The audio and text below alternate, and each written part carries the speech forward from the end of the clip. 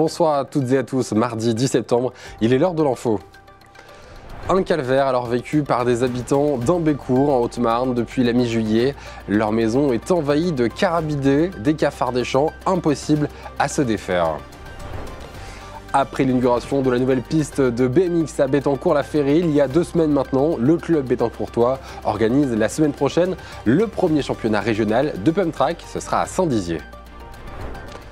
Les 21 et 22 septembre prochains se tiendront les journées européennes du patrimoine, l'occasion pour tous de découvrir ou redécouvrir des lieux emblématiques. Le massacre de la vallée de la Sceau, vécu le 29 août 1944 par des Meusiens, alors raconté dans un court-métrage. L'auteur et l'actrice Justine Bosquero et le producteur Léo Curé seront nos invités à la fin de cette édition.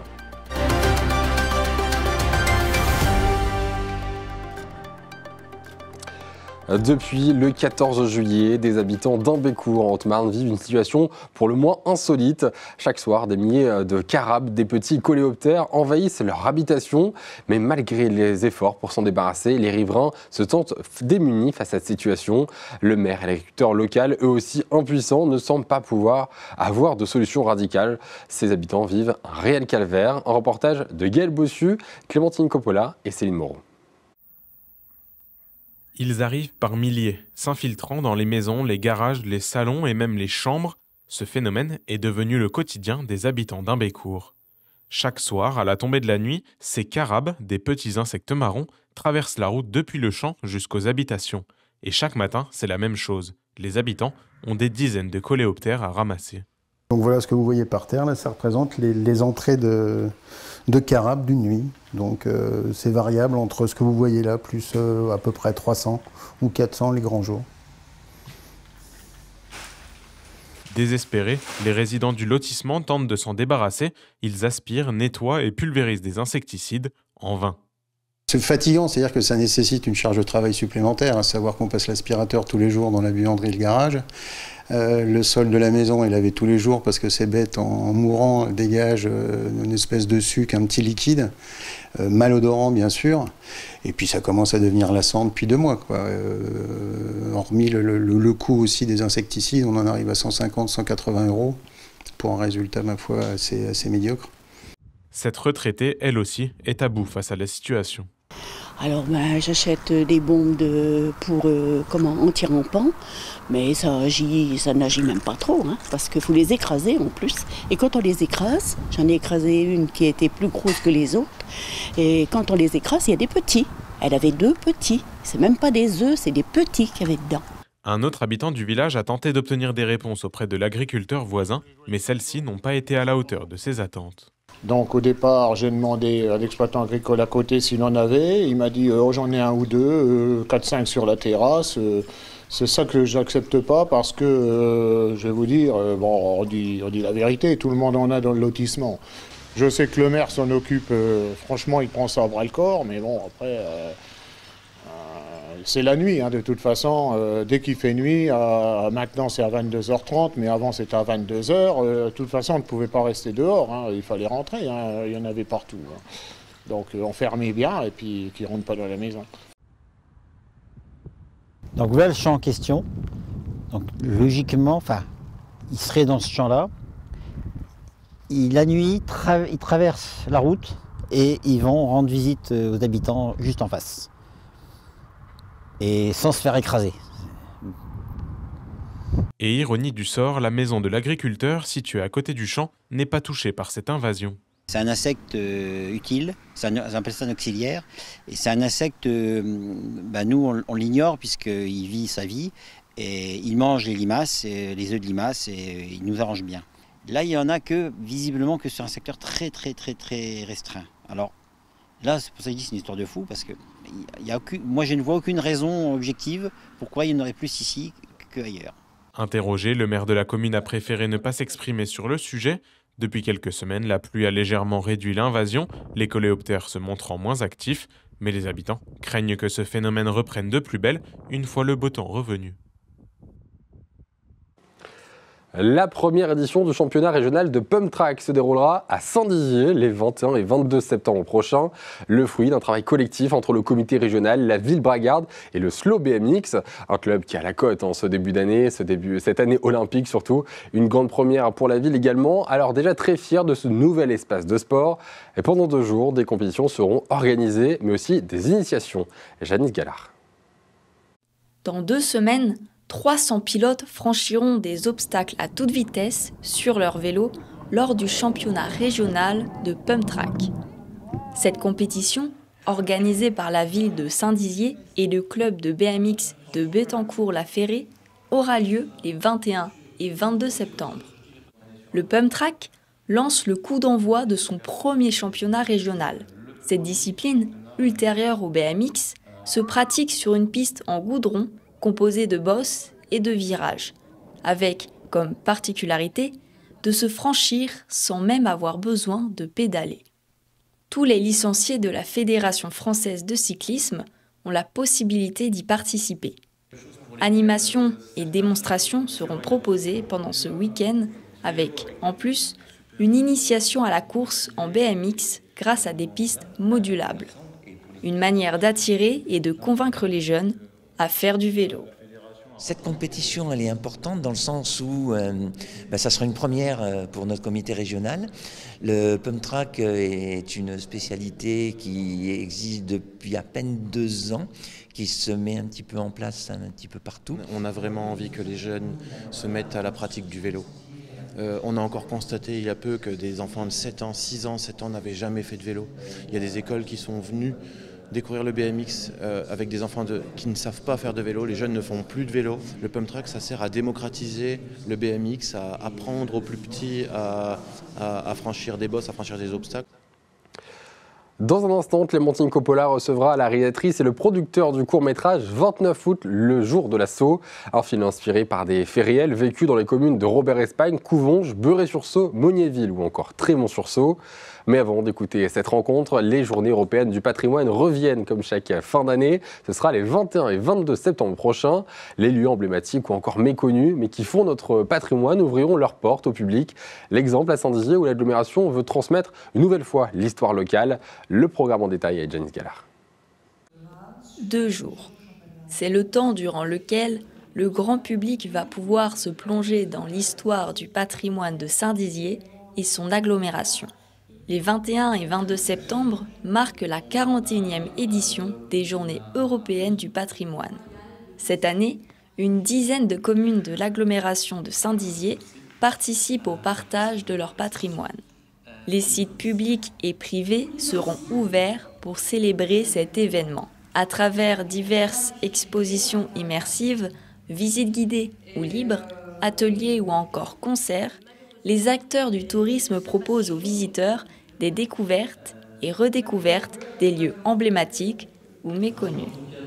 Ce souci du patrimoine et ce souci de valoriser un patrimoine qui est finalement commun, de le faire partager avec les autres communes de l'agglomération, mais aussi avec un public de plus en plus large, pour moi c'est quelque chose d'extrêmement important parce que ça rassemble et ça relie les communes entre elles. De voir la population s'approprier son patrimoine et le partager, parce que le patrimoine finalement ça rassemble des gens, des personnes de tous horizons, et ça rassemble également les générations. Donc pour moi, le patrimoine est un vrai ciment social.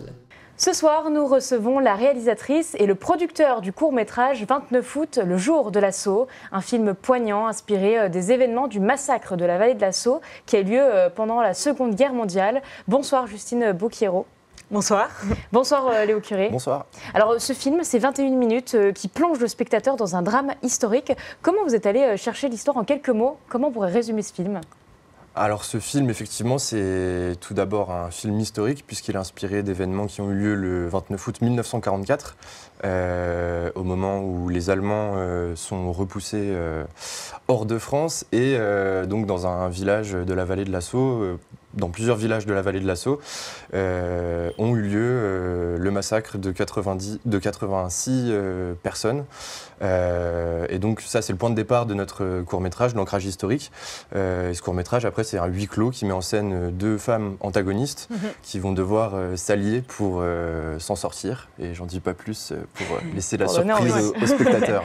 Alors justement, comment vous avez eu l'idée de tisser cette histoire dans un endroit historique et dans un événement historique qui est quand même assez lourd?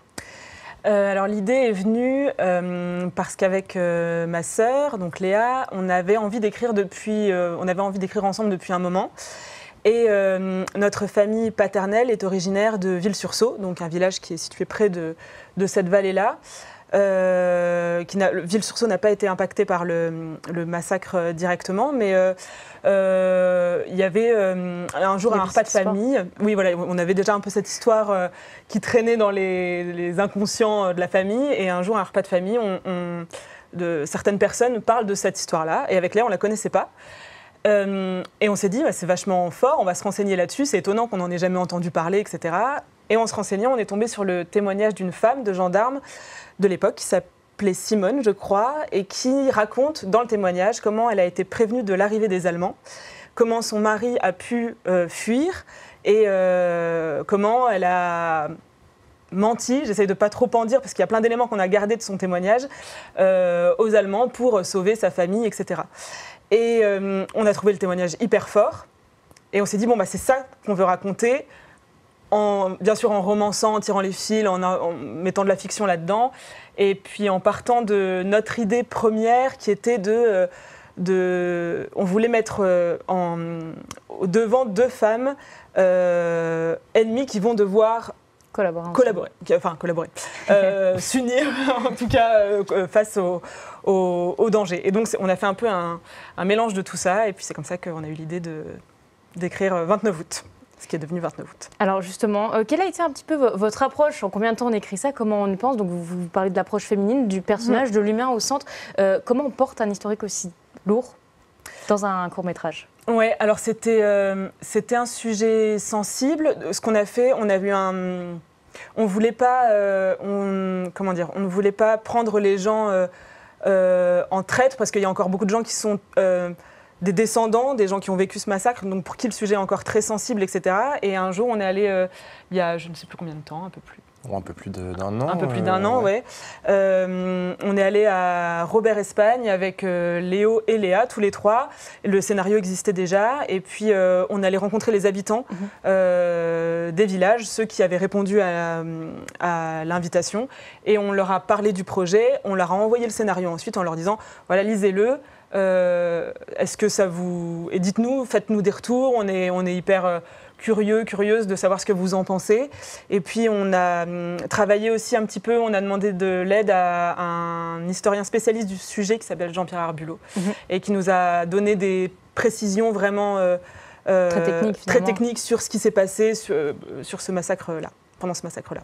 Alors ensuite, tournage, et vous avez fait le choix de ne pas tourner dans la vallée de la Sceaux. Vous avez tourné du côté de Verdun, c'est ça? Tout à fait, tout à fait. Alors c'est un choix un petit peu contraint, c'est-à-dire que puisque c'est un film historique, il fallait qu'on trouve un décor qui soit en accord avec ce qu'on allait tourner. Donc effectivement, on a trouvé les vieux métiers d'Azan, donc un village début de siècle qui correspondait parfaitement à ce qu'on pouvait rechercher, à la fois en termes de logistique, parce qu'un tournage ça demande un petit peu de logistique, et en termes de décor aussi. Donc on a installé nos valises à Azan pour 5 jours de tournage. Et ça s'est très bien passé, mais effectivement on n'a pas tourné dans la vallée de la Sceaux. Le film étant un huis clos, donc se passe majoritairement à l'intérieur. Pour nous c'était important de pouvoir travailler dans un décor déjà malléable, qu'on pouvait redécorer à notre façon, et puis qui soit cohérent avec la date du 29 août 1944. Oui, c'est ça. On voulait, avec Léa, on a écrit le film dans une cuisine, et on l'avait vraiment en tête. Et en visitant, on a visité plusieurs maisons du village des vieux métiers. En rentrant dans cette maison-là, on s'est dit, de façon assez unanime, celle-là, elle est vraiment très très bien. Alors donc, si on résume, vous avez donc 5 jours de tournage, un an d'écriture à peu près? Plus. En fait, on a commencé à écrire cette histoire-là, mais on a commencé à écrire qui est devenu 29 août, mais ce qui n'était pas encore exactement cette histoire-là, il y a 6 ans, en 2018. Donc il y a eu des couches et des couches et des couches et des couches d'écriture, et puis voilà. Donc ça a mis beaucoup de temps, l'écriture, beaucoup de temps. Montage, diffusion aujourd'hui. Oui. Et donc au fur et à mesure, vous avez décidé quand même de laisser un thème qui est récurrent, la mémoire, la transmission. Quel est le message que vous voulez transmettre dans ce court-métrage ?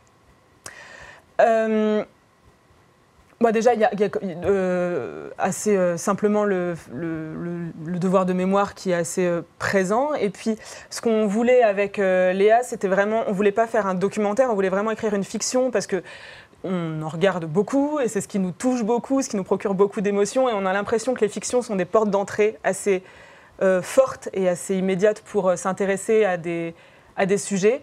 Et donc, on s'est un peu servi, entre guillemets, du fait historique pour faire une fiction, une relation. Oui, voilà, c'est ça. Et puis me faire monter en puissance toute la dramaturgie, l'histoire entre les deux femmes, etc. etc. Qu'est-ce que vous ressentez comme message, vous ? Oui, en termes de message, effectivement, il y a un message historique qui a été important pour la production, parce qu'on a tourné au mois de juin, il fallait que le film soit prêt effectivement pour les 80 ans, les commémorations des 80 ans de cet événement, et ça permettait de proposer une lecture un petit peu nouvelle et artistique, cinématographique de cet événement pour marquer un petit peu cet anniversaire. Au-delà de ça, effectivement, on l'a pensé aussi comme un outil, je pense, pédagogique qui permet d'aller voir les jeunes générations avec un objet un petit peu différent de livres d'histoire ou de choses très classiques qui permet d'ouvrir un débat sur ce qui s'est passé effectivement et sur ce massacre finalement assez méconnu en dehors de la Meuse. C'est aussi cet objectif-là que de faire connaître le massacre de la vallée de la Sceaux. L'histoire en fiction, on pourrait dire. Exactement. Merci d'avoir été avec nous en tout cas. Merci à vous. C'est la fin de votre édition. Merci de nous avoir suivis. Tout de suite, la météo et la météo des plages. L'information continue sur Puissance Télévision. Bonne soirée.